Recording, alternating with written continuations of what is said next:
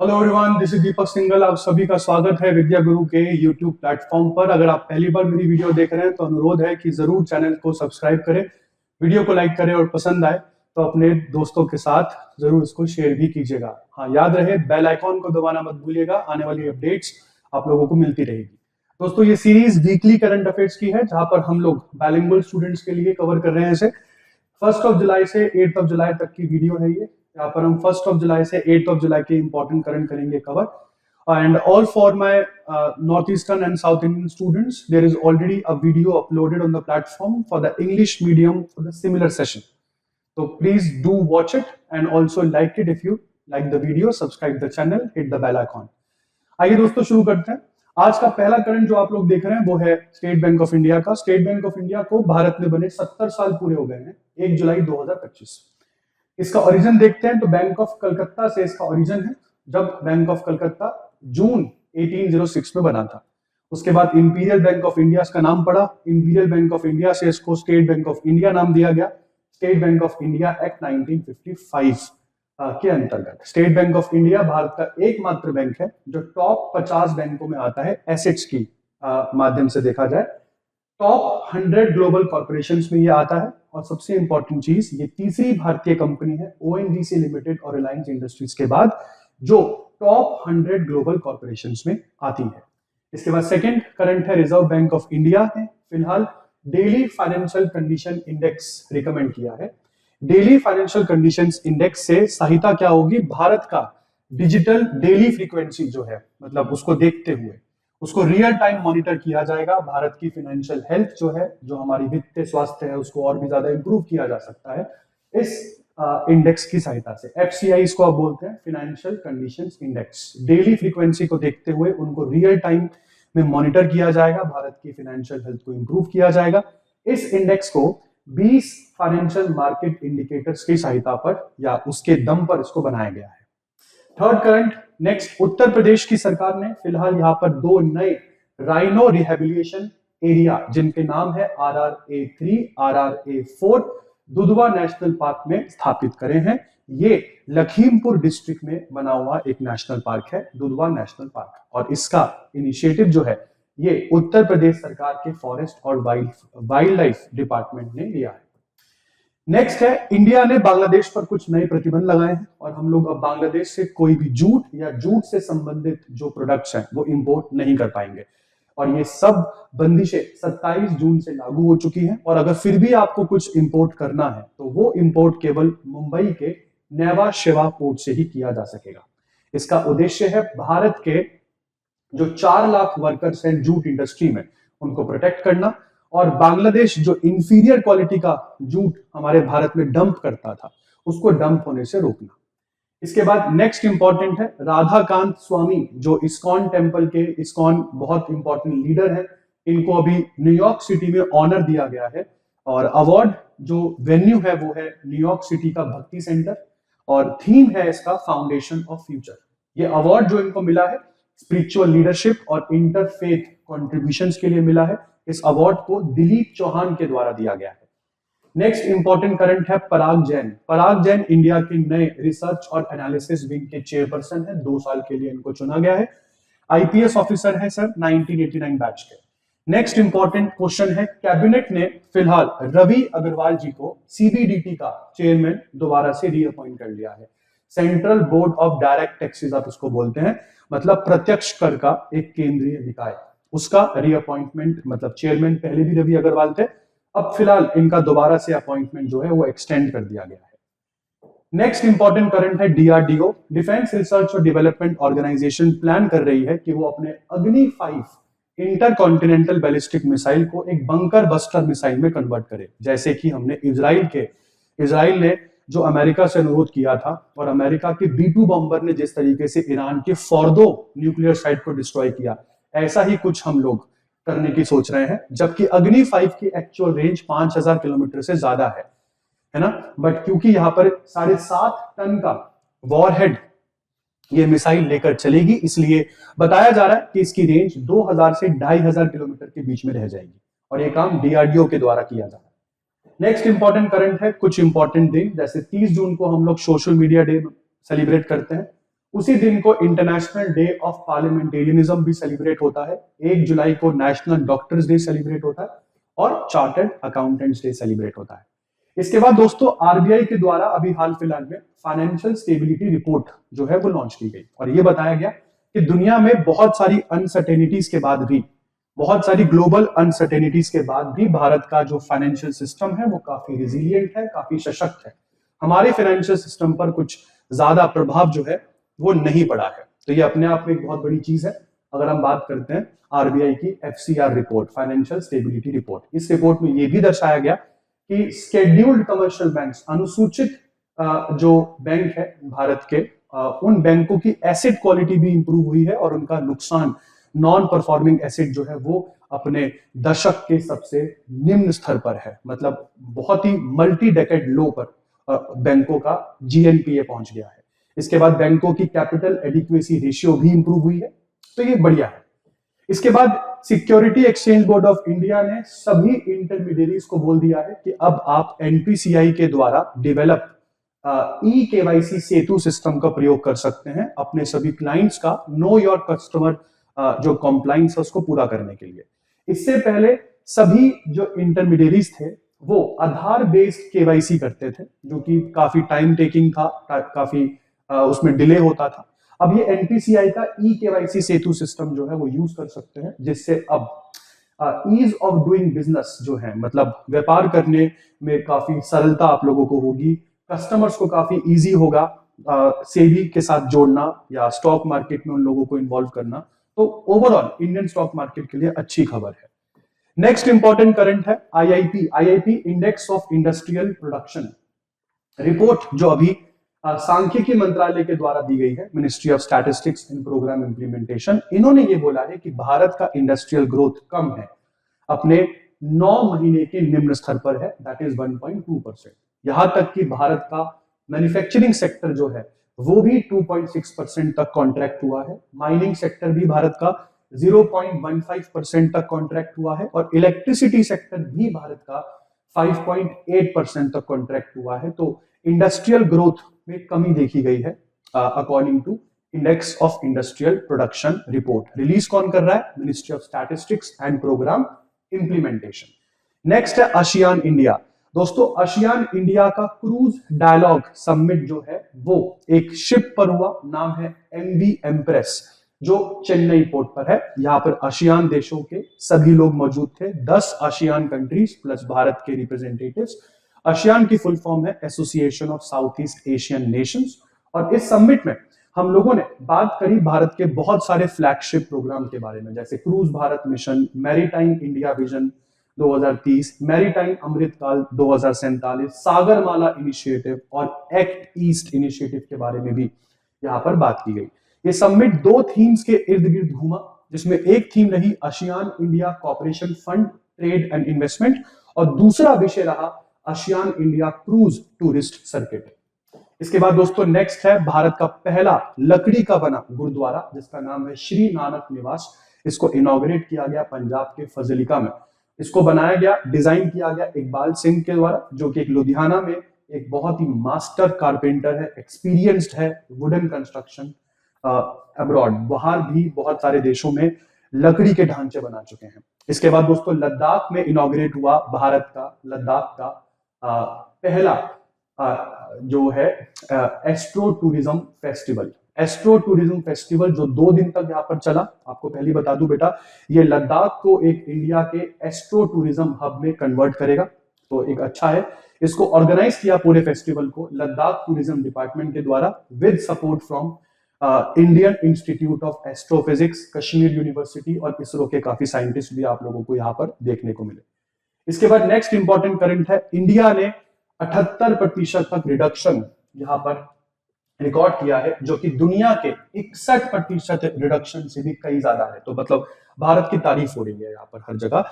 इसमें हम लोगों ने यहाँ पे शिशु मृत्यु दर में 78% तक गिरावट रजिस्टर करी है, जो कि ग्लोबल गिरावट से कई ज्यादा है। ग्लोबल की गिरावट, ग्लोबली शिशु मृत्यु दर की गिरावट 61% है। और ये रिपोर्ट कौन सी रिपोर्ट है? ये रिपोर्ट है United nation inter agency group for child mortality estimation report. इस रिपोर्ट में ये आंकड़े पब्लिश किए गए हैं। तो अंडर 5 मोर्टिलिटी भारत में 78% तक गिरी है, नियोनेटल मोर्टिलिटी 70% तक गिरी है, जीरो डोज चिल्ड्रन जो है वो भी 0.11 से गिरकर 0.06% तक पहुंचे हैं। तो ओवरऑल भारत चाइल्ड मोर्टिलिटी में काफी बढ़िया काम कर रहा है, हमारे शिशु मृत्यु दर तेजी से घटती जा रही है। इसके बाद करूर वैश्य बैंक और शेमा जनरल इंश्योरेंस के बीच में एक बैंक इंश्योरेंस अरेंजमेंट हुआ। दोस्तों बैंक इंश्योरेंस का मतलब होता है जब एक इंश्योरेंस कंपनी किसी बैंक के साथ पार्टनरशिप करती है, जिसमें insurance product insurance company bank के कस्टमर्स को बेचती है। ठीक है, तो इस पैक्ट को बैंक इंश्योरेंस पैक्ट कहते हैं, और यहाँ पर करूर वैश्य बैंक और शेमा जनरल इंश्योरेंस कंपनी इस पैक्ट में इन्वॉल्व है। इसके बाद दोस्तों सेंट्रल गवर्नमेंट यहाँ पर तमिलनाडु के विरुधुनगर डिस्ट्रिक्ट में 1894 करोड़ की लागत से पीएम मित्रा पार्क बनाने जा रही है। यहाँ पर मित्रा की फुल फॉर्म है मंत्री मेगा, मतलब mega integrated textile vision and apparel park. Tamil Nadu आपको बताइए भारत का पहले ही टॉप मोस्ट टेक्सटाइल एक्सपोर्टर है। ऐसे में तमिलनाडु में ये पार्क जो है ये टेक्सटाइल प्रोडक्शन को और बढ़ाएगा, भारत के एक्सपोर्ट को बढ़ाएगा, भारत को दुनिया भर में टेक्सटाइल एक्सपोर्टर हब बनाएगा। नेक्स्ट, गुजरात की सरकार ने यहाँ पर जन सुरक्षा संतृप्ति अभियान चलाया है। जन सुरक्षा संतृप्ति अभियान का काम यह है कि जो कल्याणकारी योजनाएं सेंट्रल गवर्नमेंट चला रही है वो 100% तक सभी गुजरातियों को मिले। तो 100% कवरेज यहाँ पे वो सुनिश्चित करता है संतृप्ति अभियान। ये भूपेंद्र भाई पटेल है गुजरात के मुख्यमंत्री। कौन कौन सी योजनाओं के बारे में हम बात कर रहे हैं? प्रधानमंत्री जीवन ज्योति बीमा योजना, प्रधानमंत्री सुरक्षा बीमा योजना, अटल पेंशन योजना और प्रधानमंत्री जनधन योजनाओं के बारे में अपन यहाँ पर बात कर रहे हैं। इसके बाद दोस्तों नेक्स्ट है पाकिस्तान जो है वो यूनाइटेड नेशन सिक्योरिटी काउंसिल का जुलाई मंथ का जो है वो प्रेसिडेंट बनाया गया इस देश को। अचंभे की बात यह है कि पाकिस्तान एक ऐसा देश जहां पर टेररिज्म को ना तो केवल पाला जाता है बट सपोर्ट किया जाता है। ऐसे में यूनाइटेड नेशन सिक्योरिटी काउंसिल का प्रेसिडेंट बनना अपने आप में एक चौंका देने वाली बात है। Pakistan United nation security council का नॉन परमानेंट सदस्य है। इस काउंसिल में 5 परमानेंट और 10 नॉन परमानेंट सदस्य 2 सालों के लिए चुने जाते हैं।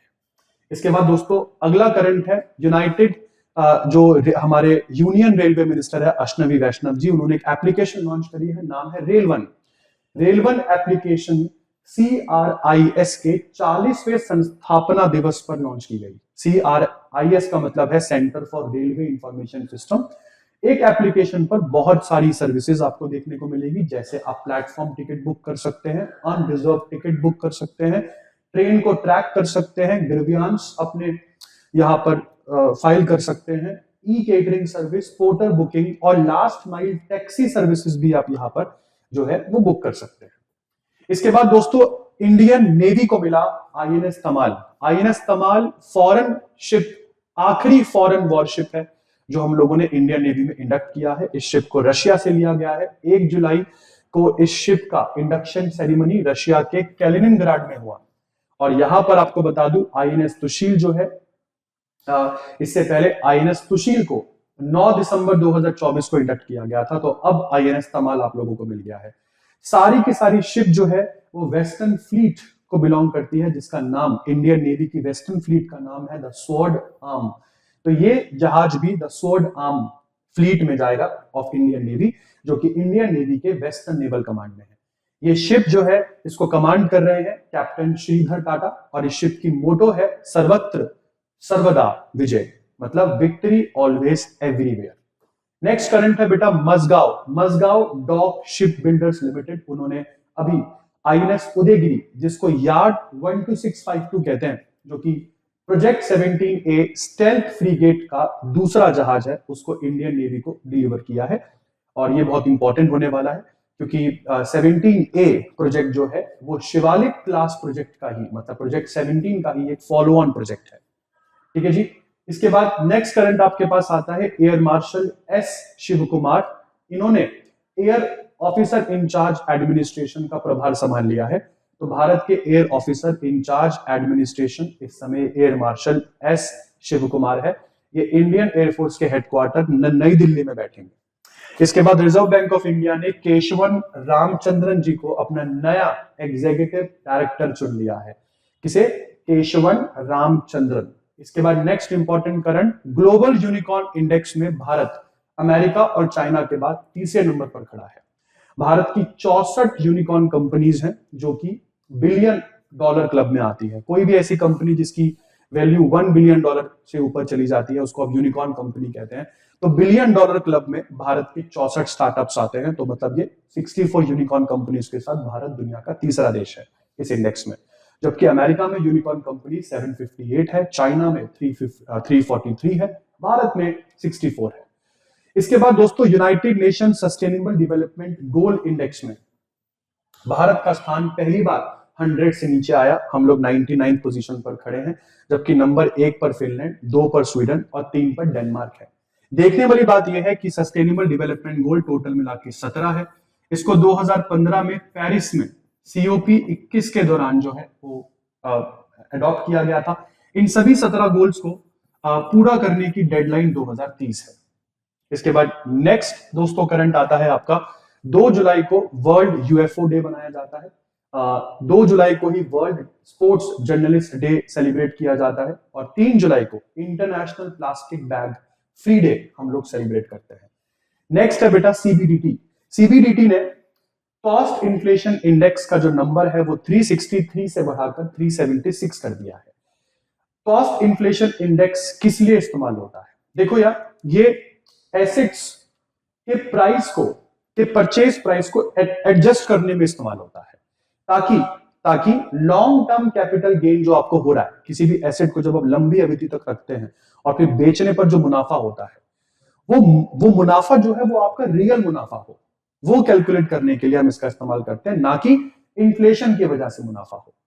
जो भी मुनाफा आप लोगों को लैंड या बिल्डिंग को बेचने पर हो रहा है वो मुनाफा इन्फ्लेशन की वजह से ना हो, वो उसकी एक्चुअल कीमत बढ़ने की वजह से हो। इसलिए आप लोग कॉस्ट इन्फ्लेशन इंडेक्स का यूज करते हैं, ठीक है, और ये कॉन्फेडरेशन ऑफ इंडियन इंडस्ट्रीज के द्वारा यूज किया जाता है, ठीक है जी, CII के द्वारा यूज किया जाता है और CII वैसे कॉस्ट इन्फ्लेशन इंडेक्स को भी बोलते हैं। इसके बाद दोस्तों आगे बात करते हैं। नेक्स्ट है इंदौर। इंदौर ने पहली बार इंडिया में QR coded digital house address system को लागू कर दिया है। इंदौर म्युनिसिपल कॉर्पोरेशन ने मध्य प्रदेश में स्मार्ट सिटी मिशन के अंतर्गत हर घर को एक QR coded digital house address दिया है।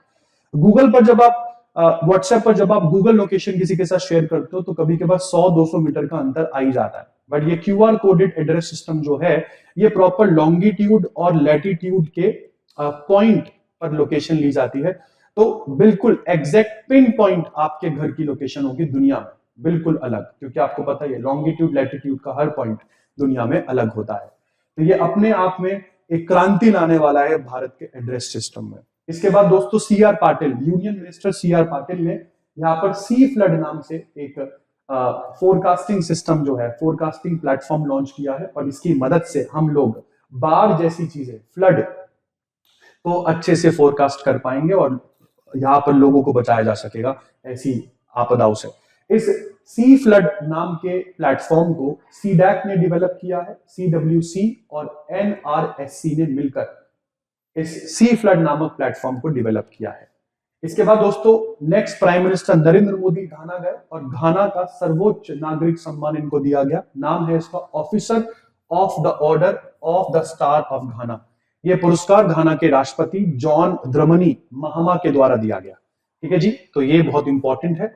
नेक्स्ट इंडिया का क्वांटम मिशन एक टास्क फोर्स बना रहा है जो बैंकों की मदद करेगा कि वो ऐसी क्वांटम टेक्नोलॉजीज को अडॉप्ट करे जिससे cyber security, financial modelling, data analysis, इसको और ज्यादा मजबूत किया जा सके ताकि भारत की फाइनेंशियल इंफ्रास्ट्रक्चर साइबर सिक्योरिटी के हमले से बहुत दूर रहे, है ना। और जो नेशनल क्वांटम मिशन के चेयरमैन अजीत चौधरी, इन्होंने भी बोल दिया है कि इंडिया को 2028-29 तक एक स्ट्रॉन्ग क्वांटम कंप्यूटर चाहिए। चाइना हमसे ऑलरेडी बहुत आगे चल रहा है, ये इनके शब्द है जो कि बहुत इंपॉर्टेंट है।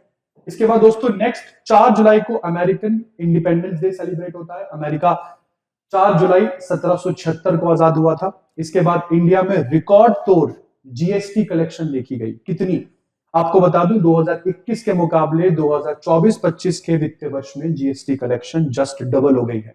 5 साल में जस्ट डबल। कितनी, 22.08 लाख करोड़, जो कभी 2021 के वित्तीय वर्ष में 11.37 लाख करोड़ हुआ करती थी। जीएसटी जो था ये जुलाई 2017 में लाया गया था। इसके बाद दोस्तों next, reserve bank of India ने बताया है कि 2000 के जो नोट है जो हम लोगों ने विड्रॉ किए थे क्लीन नोट पॉलिसी के अंतर्गत, उसमें से केवल 98.29% नोट ही हमको वापस मिले हैं। अभी भी कुछ नोट जो है वो लोगों ने रखे हुए हैं अपने पास। इसके बाद नेक्स्ट डियर करंट आ जाता है, इंडिया ने फिर चाइना को पीछे छोड़ दिया है बायोफ्यूल कंजम्पशन में। बायोफ्यूल कंजम्पशन बहुत इंपॉर्टेंट है क्योंकि ये ऐसा ईंधन है जिसके जलने से कार्बन डाइऑक्साइड जैसी ग्रीन हाउस गैसेस एमिट नहीं होती है, तो ये एक पर्यावरण फ्रेंडली फ्यूल है। अगर हम बात करते हैं बायोफ्यूल, हालांकि दुनिया में अगर हम देखें तो सबसे ज्यादा बायोफ्यूल अमेरिका, दूसरे नंबर पर ब्राजील, तीसरे नंबर पर इंडोनेशिया और फिर फोर्थ पर हम आते हैं। बट हम चाइना से आगे हैं, इस चीज की हम लोगों को संतुष्टि है। एक बात आगे चलते हैं, पुडुचेरी जो है ये भारत की पहली यूनियन टेरिटरी हो गई है जिसने ट्यूबरक्लोसिस स्क्रीनिंग को अपने फैमिली एडॉप्शन प्रोग्राम के साथ इंटीग्रेट कर लिया है। बिल्कुल, फैमिली एडॉप्शन प्रोग्राम एनहांसमेंट जो था ये मान के चलिए under the national commission mandate medical students जो होते थे वो 3 से 5 फैमिलियों को 3 साल के लिए जो थे वो चुनते थे, जिसमें सभी फैमिलीज का रूटीन टीबी स्क्रीनिंग होता था। तो अब ये टीबी स्क्रीनिंग जो है इसको फैमिली एडॉप्शन प्रोग्राम के साथ इंटीग्रेट कर लिया गया है, जिसकी वजह से अब टीबी की रोकथाम में पुडुचेरी अच्छा काम कर पाएगा। पहले ये टीबी स्क्रीनिंग जो था ये पुडुचेरी के फैमिली एडॉप्शन प्रोग्राम का पार्ट नहीं था, अब ये पार्ट बन गया है और ऐसा करने वाला पुडुचेरी पहला यूटी बना है। इसके बाद गुजरात दोस्तों भारत का तीसरा राज्य बन गया है जहां पर 10 मिलियन से ज्यादा जो SEBI registered stock market investors हैं वो देखे गए। मतलब गुजरात में 10 मिलियन से ज्यादा, 1 करोड़ से ज्यादा स्टॉक मार्केट इन्वेस्टर्स हैं और गुजरात अपना 1 करोड़ से ज्यादा स्टॉक मार्केट इन्वेस्टर्स वाला भारत का तीसरा राज्य है। पहला महाराष्ट्र है, दूसरा उत्तर प्रदेश है, तो अब तीसरा आपके पास गुजरात आ गया। इसके बाद दोस्तों आगे बात करते हैं, नेक्स्ट है गवर्नमेंट ने ऑपरेशन सिंदूर के बाद एक बहुत बड़ा जो डील है वो यहां पर करी है साइन। 1 लाख करोड़ के डिफेंस इक्विपमेंट्स जो है वो एक्वायर किए जाएंगे और ये डील किसने पास करी है? डैक ने, डिफेंस एक्विजिशन काउंसिल ने इसको पास कर दिया है, जिसका चेयरमैन जो है वो भारत के वित्त मंत्री, इस सब वित्त नहीं रक्षा मंत्री जो इस समय राजनाथ सिंह है वो है। और इसके अंतर्गत हम लोग यहाँ पर armoured recovery vehicle, electronic warfare system, integrated common inventory management system, surface to air missile जैसी कई सारी चीजें जो है वो Indian defence forces, arm forces के लिए खरीदेंगे। इसके बाद दोस्तों 5 जुलाई को international day of cooperative celebrate होता है और ये वाली जो न्यूज है ये हम लोग एफएसआर में पढ़ चुके हैं, तो ये रिपीटेड है, मैं दोबारा नहीं पढ़ाऊंगा। Which is financial stability report जो आरबीआई लेकर आता है, उसमें भारत बढ़िया कर रहा है। क्यों? क्योंकि भारत में बैंकों का एनपीए अपने दशकों के न्यूनतम स्तर पर है, विच इज 2.3%, जो पहले कभी पिछले साल 2.8% होता था। इसी के साथ आगे बात करते हैं, नेक्स्ट है बेटा आईएफसी जो कि वर्ल्ड बैंक ग्रुप का ही एक मेंबर है, उसने 460 करोड़ कमिट करे हैं कि वो इंडीग्रिड में देगा। इंडीग्रिड आपको बता दूं भारत का सबसे बड़ा बैटरी एनर्जी स्टोरेज सिस्टम है जो गुजरात में बनने वाला है और इस प्रोजेक्ट से गुजरात का क्लीन एनर्जी गोल जो है उसको काफी सहायता मिलेगी, गुजरात की ग्रिड काफी स्टेबल होगी, रिलायबल पावर एंश्योर किया जाएगा, खासकर की ड्यूरिंग पीक कमांड, तो ये बहुत इंपॉर्टेंट है। इंडीग्रिड पहला ऐसा इंफ्रास्ट्रक्चर इन्वेस्टमेंट ट्रस्ट है इंडियन पावर सेक्टर में जो इस समय गुजरात में लगने वाला है। इसके बाद आगे बात करते हैं केरला की। दोस्तों केरला का पहला skin bank Thiruvananthapuram medical college में खोल दिया है। खासकर कि वो लोग जो जलने की वजह से जिनका स्किन वगैरह खराब हो जाता है उनके लिए ये स्किन बैंक काफी कारगर साबित होगा। स्किन डोनेशंस वगैरह भी यहाँ पर एक्सेप्ट की जा सकती है, उसके लिए कसोतो ने इनको अप्रूवल दे दिया है। कसोतो मतलब Kerala state organ and tissue transplant organisation के तरफ से भी इस स्किन बैंक को अप्रूवल मिल गया है कि ये स्किन डोनेशंस को एक्सेप्ट कर पाएगा। ठीक है जी, तो इससे जो पूरा की पूरा केरला का प्लास्टिक सर्जरी है वो उसको काफी सपोर्ट मिलने वाला है। ठीक है, तो वर्ल्ड प्लास्टिक सर्जरी डे भी हम लोग 15 जुलाई को सेलिब्रेट करते हैं, तो उसी दिन इसको इनॉग्रेट किया गया। इसके बाद दोस्तों इनकम टैक्स डिपार्टमेंट ने यहाँ पर कॉस्ट इन्फ्लेशन इंडेक्स, जो मैं आपको पहले भी पढ़ा चुका हूं, ये भी रिपीटेड है, इसको एक बार देख लीजिएगा। कॉस्ट इन्फ्लेशन इंडेक्स, जैसे मैंने आपको बताया, CII, जो पहले कभी 363 हुआ करता था, अब इसको बढ़ाकर 376 कर दिया गया है, ताकि लैंड और बिल्डिंग जैसे एसेट्स में आपने कितना पैसा कमाया वो उसकी एक्चुअल प्रॉफिट आप उसमें कैलकुलेट करें, महंगाई की वजह से उसमें प्रॉफिट ना दिखे, इसलिए इस इंडेक्स को बढ़ाया गया है। इसके बाद दोस्तों आगे बात करते हैं Netaji Subhash university of sports और एंटरप्रेन्योरशिप। भारत का पहला डेडिकेटेड स्पोर्ट्स यूनिवर्सिटी है जो खुलने वाला है बंगाल के, पश्चिम बंगाल के चिनसुना में। इसको बनाया जाएगा टेक्नो इंडिया ग्रुप के द्वारा और ये भारत का पहला डेडिकेटेड स्पोर्ट्स यूनिवर्सिटी है। इसके बाद दोस्तों रशिया बन गया है दुनिया का पहला देश जिसने अफगानिस्तानी सरकार को यहाँ पर रिकॉग्नाइज कर दिया है। अफगानिस्तान की तालिबानी सरकार अगस्त 2021 में तालिबान को कैप्चर करती है जब अमेरिका की फोर्सेस यहां से छोड़कर गई। तो ये अपने आप में एक बड़ी बात है भाई, अपने आप में एक बहुत बड़ी बात है। अगर हम रशिया की बात करते हैं, रशिया बन गया है दुनिया का पहला देश जिसने अफगानिस्तान की तालिबानी सरकार को रिकॉग्नाइज कर दिया है। इसके बाद दोस्तों SRN Mehta CBSE school team जो है, ये नासा के NSS space settlement design contest में इनको पहला पुरस्कार मिला है। नासा के NSS space settlement design contest, ये टीम क्लास 8वीं की है। इन्होंने IRA स्पेस कॉलोनी प्रोजेक्ट बनाया था जो कि दुनिया भर के 4900 स्टूडेंट्स में से इस टीम को सिलेक्ट किया गया फॉर द फर्स्ट प्राइज, जो कि 25 देशों से यहां पर आई हुई थी। अपने आप में भारत के लिए ये गर्व महसूस करने वाली बात है। उसके बाद प्राइम मिनिस्टर नरेंद्र मोदी को यहाँ पर ट्रिनिडाद और टोबैगो का हाईएस्ट अवार्ड जो है वो दिया जा रहा है। प्राइम मिनिस्टर ऑफ ट्रिनिडाद और टोबैगो कमला प्रसाद बिसेसार के द्वारा, ठीक है जी। और इस अवार्ड का नाम क्या है? Order of the Republic of Trinidad and Tobago, जो कि इस कंट्री का उच्च दर्जे का नागरिक सम्मान है। नेक्स्ट है डी गुकेश, यहाँ पर रैपिड चेस टाइटल जो है वो जीत जाते हैं and the super United rapid and Blitz 2025। तो super United rapid and Blitz ये प्रोग्राम का नाम है, चेस कंपटीशन है जो ज़ैग्रेब में हुआ था। हमारे डी गुकेश वर्ल्ड के यंगेस्ट चेस चैंपियन उसको जीते और मैग्नस कार्लसन की ईगो देखिए नंबर 3 पर खड़े हैं इस समय। ज़ैग्रेब क्रोशिया की कैपिटल है बेटा। इसके बाद सब लेफ्टिनेंट आस्था पूनिया ने सारे जेंडर बायस तोड़ दिए हैं। इंडियन नेवी की ये पहली महिला बनी है जिनको इंडियन नेवी के फाइटर स्ट्रीम में शामिल किया गया है। इंडियन नेवी की फाइटर स्ट्रीम में शामिल होने वाली आस्था पूनिया इंडिया की पहली महिला बनी है। और इन्होंने शी ऑल्सो रिसीव, अगर आप देख रहे हैं तो ये क्या रिसीव कर रही है? She receive the wings of gold from the rear admiral Janak Bevli के द्वारा। सुनीता आस्था पूनिया जो है उनको विंग्स ऑफ गोल्ड दिया जा रहा है।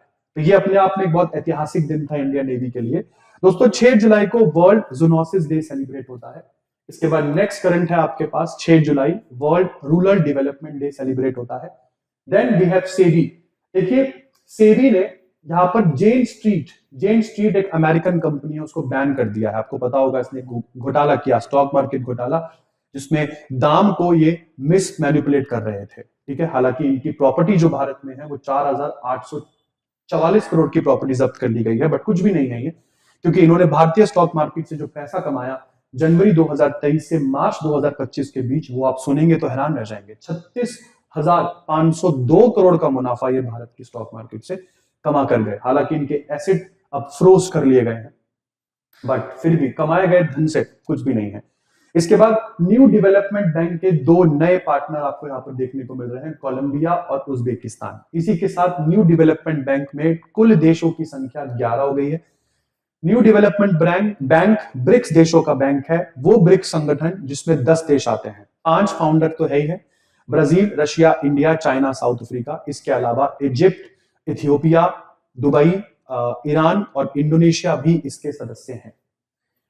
न्यू डेवलपमेंट बैंक का हेडक्वार्टर चाइना के शंघाई में आपको देखने को मिलेगा दोस्तों। इसके बाद फाइनेंस मिनिस्ट्री की बात कर लेते हैं। इन्होंने 30 जून से डेडलाइन को हटाकर 30 सितंबर कर दिया है। सभी सेंट्रल गवर्नमेंट एम्प्लॉइज को अब 2 पेंशन योजनाओं में से एक चुननी होगी। वो यूनिफाइड पेंशन योजना में जाना चाहते हैं या वो नई न्यू पेंशन योजना में जाना चाहते हैं, चॉइस इज योर्स। इसके ऊपर मैं डेडिकेटेड वीडियो लाऊंगा, दोनों में फर्क क्या है। इसके बाद फ्रेंड्स आगे बात करते हैं। राजस्थान की सरकार ने Pandit Deendayal Upadhyay poverty free village scheme जो है वो लॉन्च करी है, जिसमें से 5000 विलेजेस को गरीबी रेखा से ऊपर लाया जाएगा। यहाँ पर गरीबी रेखा से नीचे के परिवारों को 1 लाख तक का सपोर्ट जो है वो दिया जाएगा, ताकि वो अपना खुद का बिजनेस या कोई भी इनकम जनरेटिंग काम वो कर पाए। जो सेल्फ हेल्प ग्रुप में जो स्वयं सहायता समूहों में महिलाएं हैं, उनको भी 15,000 रुपए पर फैमिली का जो अमाउंट है वो दिया जाएगा, ताकि वो अपनी इनकम एक्टिविटीज को एनहेंस कर पाए। आगे बात करते हैं दोस्तों, प्राइम मिनिस्टर नरेंद्र मोदी ने 17th ब्रिक्स समिट में ये शामिल हुए, जो ब्राजील में हुई। और ये पूरी की पूरी समिट जो है ये 6 से 7 जुलाई के बीच में हुई। इस समिट में बात हुई ग्लोबल इंस्टीट्यूशंस में किस तरीके से रिफॉर्म्स लाए जा सकते हैं, दुनिया में शांति और सुरक्षा की बात हुई, और यहाँ पर बात हुई ग्लोबल साउथ को किस तरीके से सपोर्ट करना है, और आर्टिफिशियल इंटेलिजेंस का रिस्पॉन्सिबल डेवलपमेंट और यूज, इसके बारे में भी इस पूरी ब्रिक्स समिट में बात हुई। ब्रिक्स समिट में पहलगाम अटैक को भी कंडेम किया गया, जो एससीओ समिट में नहीं किया गया था। ये भी एक बहुत इंपॉर्टेंट चीज है। इसके बाद दोस्तों, हिमाचल प्रदेश भारत का पहला प्रदेश बन गया है जिसने आधार बेस्ड फेस ऑथेंटिकेशन सिस्टम को अपना लिया है। अब सभी पब्लिक डिस्ट्रीब्यूशन शॉप्स पर आधार बेस्ड फेस ऑथेंटिकेशन के बाद ही आपको राशन दिया जाएगा। तो राशन की दुकानों पर होने वाली सारी धांधलेबाजी इससे खत्म हो जाएगी। अपने आप में एक बढ़िया सिस्टम है। इसके बाद दोस्तों, इंडिया जो है ये वर्ल्ड बैंक के द्वारा पब्लिश किया गया most equal country in the world rank में नंबर 4 पर आया है। Yes, we are the most equal country in the world at number 4। Bharat का अगर हम बात करते हैं किस कंट्री में इनकम इक्वालिटी कितनी है, वो गिनी इंडेक्स से पता लगता है। तो गिनी इंडेक्स इनकम इक्वालिटी को बताता है। इनकम इक्वालिटी के गिनी इंडेक्स में भारत का जो स्कोर है वो है 25.5, जो हम यूनाइटेड किंगडम, चाइना और यहां तक कि अमेरिका से भी काफी आगे है। ये स्कोर जितना कम होता है उतना आपकी कंट्री में इनकम इक्वालिटी ज्यादा होती है। ठीक है जी, तो ये भी आप इसको याद रखिएगा। इस पूरे की पूरे रिपोर्ट में दुनिया के 167 देशों को स्टडी किया गया था। इसके बाद दोस्तों, प्राइम मिनिस्टर नरेंद्र मोदी यहाँ पर अर्जेंटीना गए, और अर्जेंटीना में भी इनको एक पुरस्कार मिला, और वो है key to the city of Buenos Aires. आपको बता दूं, ये पहले इंडियन प्राइम मिनिस्टर है जो पिछले 57 वर्षों में अर्जेंटीना गए। इसके बाद फ्रेंड्स, दीपिका पादुकोण भारत की पहली इंडियन एक्ट्रेस बनी जिनको Hollywood walk of the fame star award से सम्मानित किया गया। मैं दीपिका पादुकोण की बात कर रहा हूं। मैडम 36 पर्सनैलिटीज के साथ यहाँ पर चुनी गई है, जिसमें दुनिया की जानी मानी हस्ती जैसे माइली साइरस, जैसे Emily Blunt, Rachel McAdams, Gordon Ramsay, Marion Cotillard, ये सब हैं। इसके बाद दोस्तों, सूरिनम की पार्लियामेंट ने एक हिस्टोरिक चीज कर दी है। अपने देश के पहले महिला राष्ट्रपति को चुन लिया है। नाम है जेनिफर गियरलिंग्स साइमंस। ये सूरिनम देश की पहली महिला राष्ट्रपति है। नाम है इनका जेनिफर गियरलिंग्स साइमंस। नेक्स्ट करंट है बेटा, फ्रांस बहुत ही जल्द हैदराबाद में एक सैफरन एयरक्राफ्ट इंजन सर्विसेज खोलने वाला है। Saffron aircraft engine services India खोलने वाला है हैदराबाद में, तेलंगाना के हैदराबाद में, जहां पर रफाल जेट्स में इस्तेमाल होने वाले M88 इंजन की मेंटेनेंस और ओवरहॉल का काम किया जाएगा। तो अब फ्रांस के ऊपर ज्यादा डिपेंडेंट रहने का हमारा अब मतलब है नहीं। इसके बाद दोस्तों, इलॉन मस्क ने जो कहा वो कर दिया। द बिग ब्यूटीफुल एक्ट जिसके अगेंस्ट ये थे, जिसकी वजह से डोनाल्ड ट्रंप के साथ इनका ब्रोमांस टूटा था, आखिरकार उस एक्ट के पास होने के बाद सर ने अपनी खुद की पार्टी लॉन्च कर दी है, अमेरिका पार्टी। इनका मानना है अमेरिका पार्टी जो है वो अमेरिका में फ्रीडम को रिस्टोर करेगी। देखते हैं क्या होता है। और ये भी आपको बता दूं, अमेरिका के संविधान में कहीं नहीं लिखा हुआ कि इस देश में केवल 2 ही पार्टियां काम कर सकती हैं, मतलब रिपब्लिकन और डेमोक्रेट्स। रिपब्लिकन डेमोक्रेट्स के अलावा यहाँ पर और भी पार्टियां ऑलरेडी हैं। देखने वाली बात यह है कि ये पार्टी दुनिया के सबसे अमीर इंसान की है, विच इज इलॉन मस्क। आगे बढ़ते हैं। अमेरिका पार्टी के बाद अनंत टेक्नोलॉजी 2028 तक भारत में स्टार लिंक की तरह ही ब्रॉडबैंड फ्रॉम स्पेस देगा, मतलब स्पेस इंटरनेट सर्विसेज यहाँ पर जो है वो प्रोवाइड करवाई जाएगी। अनंत टेक्नोलॉजी जो कि भारत की पहली इंडियन कंपनी है जो ये करेगी, और इसी के साथ ये कंपनी इलॉन मस्क की कंपनी स्टारलिंक, वनवेब और अमेजॉन के क्वीपर को टक्कर देने वाली है। इसके लिए इनको ऑथराइजेशन लेटर मिल चुका है इंडियन नेशनल स्पेस प्रमोशन और ऑथराइजेशन सेंटर से।